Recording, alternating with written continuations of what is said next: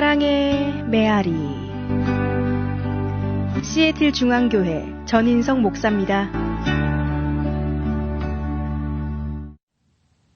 사랑의 메아리 애청자 여러분 안녕하십니까?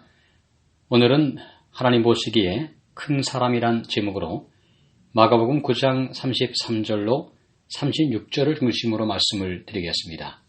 먼저 오늘의 본문의 말씀을 읽어드립니다.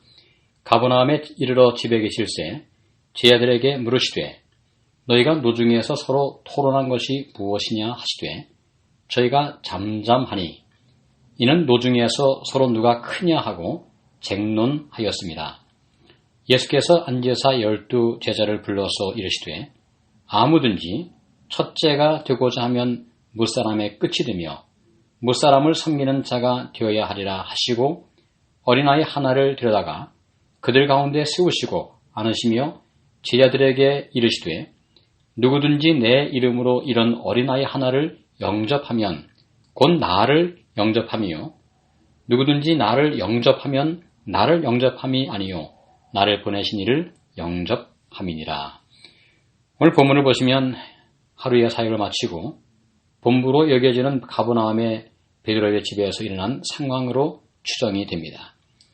예수님께서 제자들에게 질문을 하십니다. 너희가 길을 걸을 때 서로 어떠한 이유로 어떠한 주제로 토론을 하였느냐? 제자들은 유구무원입니다.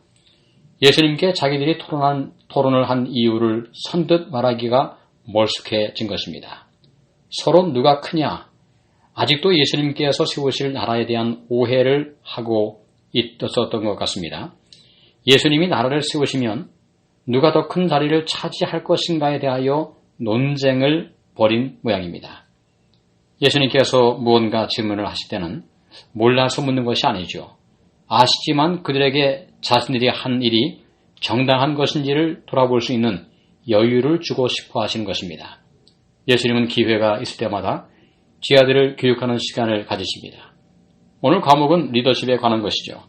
누가 진정으로 리더가 될 수 있는가 하는 질문에 대한 답을 예수님이 주십니다. 첫째가 되고자 하면, 즉 리더가 되고자 하면 무사람의 끝, 가장 변방에 섬기는 사람이 되라고 하는 것입니다. 이 말씀은 실제로 변방으로 가는 뜻은 아니겠죠. 자신을 가장 낮은 자로 여기고 기꺼이 다른 사람을 섬기고자 하는 사람이 되라고 하는 것입니다.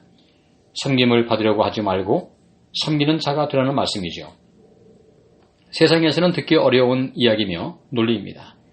세상은 군림하라고 말합니다. 힘을 키워서 다른 사람을 지배하고 또 군림하라고 가르칩니다. 더욱더 높은 자리를 추구하라고 말합니다. 하지만 예수님은 하나님의 나라에서 볼 때 가장 큰 자는 섬기는 마음과 함께 실제로 섬기는 사람이라고 말씀하고 계십니다. 예수님도 섬김을 받기 위하여 오신 것이 아니라 섬기려고 오셨다고 스스로 말씀을 하셨습니다. 겸손의 리더십입니다. 섬김의 리더십이죠. 종의 리더십입니다. 지도자가 군림하려는 자세가 아닌 손수 봉사하려는 마음으로 겸허하게 자신을 낮출 때 그 공동체는 행복한 공동체가 될 것입니다. 자아 희생의 법칙이 자아 보존의 법칙이라는 말씀을 기억하시죠? 오늘은 이렇게 말씀을 드릴 수 있겠습니다. 자아 겸손은 자아 존귀의 법칙이라고요. 자기를 낮추면 높아지고 자기를 높이면 낮아지는 것입니다. 겸손은 존귀의 앞잡이요 교만은 패망의 선봉이라는 자문의 말씀을 기억해야 합니다. 그러면서 한 아이를 안으시면서 이 아이를 영접하면 나를 영접하는 것이라고 말씀을 하십니다. 너무도 귀한 말씀이죠.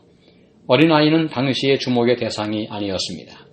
사회에서 약자로 분류가 되는 대상이죠. 세상에서 권력이 있는 사람들을 존귀하게 여기고 영접하는 것은 그렇게 어렵지 않습니다. 하지만 힘이 없고 권력이 없는 사람을 사랑으로 영접하며 섬기는 것은 결코 쉽지 않습니다. 오늘 주님은 당신을 세상의 연약한 사람들과 동일시하십니다. 누구든지 이 어린 아이 하나를 영접하면 나를 영접하는 것이라고 말씀하십니다. 오늘도 섬기는 마음으로 살아가심으로 하나님 보시기에 큰 자가 되시기를 바랍니다. 감사합니다. 지금까지 시애틀 중앙교회 전인성 목사의 말씀을 들으셨습니다.